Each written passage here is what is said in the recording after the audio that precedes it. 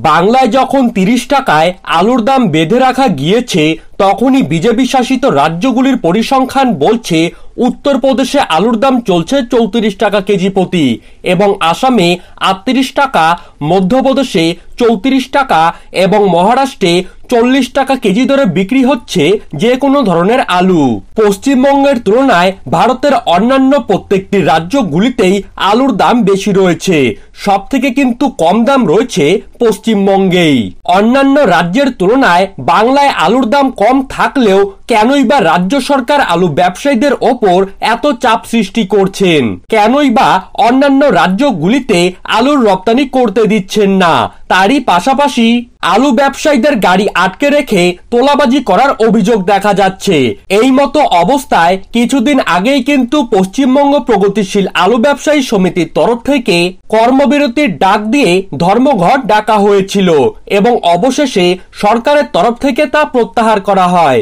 আলু ব্যবসায়ী তথা আলু চাষিদের পাশে সরকারের দাঁড়ানোর কথা ছিল, কিন্তু তারা এখনো পর্যন্ত চাষিদের সুবিধা এবং অসুবিধার কথা কোনো দিক দিয়েই দেখেনি, যার ফলে আবারও কিন্তু নতুন করে পশ্চিমবঙ্গ প্রগতিশীল আলু ব্যবসায়ী সমিতি ধর্মঘটের ডাক দিয়েছে।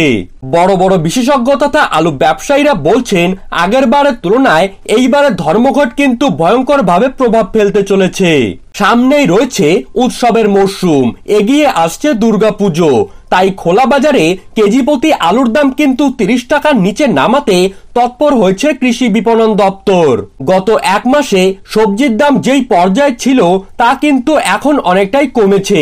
তারই পাশাপাশি আলুর দামও কমানো হয়েছে। দাম কম থাকার পরেও আমজনতা বলছেন আরো নাকি দাম কমলে ভালো হয়। এই আবহে চাষি বন্ধু থেকে শুরু করে আলু ব্যবসায়ী সমিতির সকল সদস্যরাই ক্ষুব্ধ রয়েছেন। আশঙ্কা করা হচ্ছে গতবারের তুলনায় এইবার কিন্তু সমগ্র বাংলা জুড়েই ভয়ঙ্করভাবে আলুর সংকট দেখা দেবে। তারই পাশাপাশি পশ্চিমবঙ্গের কৃষি বিপণন দপ্তরের তরফ থেকে আলু চাষি এবং আলু ব্যবসায়ীদের উদ্দেশ্যে যদি কোনো সঠিক পদক্ষেপ না নেওয়া হয়, তাহলে কিন্তু আলু ব্যবসায়ীরা তাদের ধর্মঘটেই অনড় থাকবেন। এই পরিস্থিতিতে রাজ্যের আলু ব্যবসার সঙ্গে যুক্ত সমস্ত রকমের চাষি ভাই তথা ব্যবসায়ীরা সম্পূর্ণভাবে কিন্তু সমর্থন জানাচ্ছেন ধর্মঘটকে। এখন এটাই দেখার পালা এই আন্দোলনের মধ্যে সরকার জেতে নাকি সাধারণ মানুষেরা জেতে।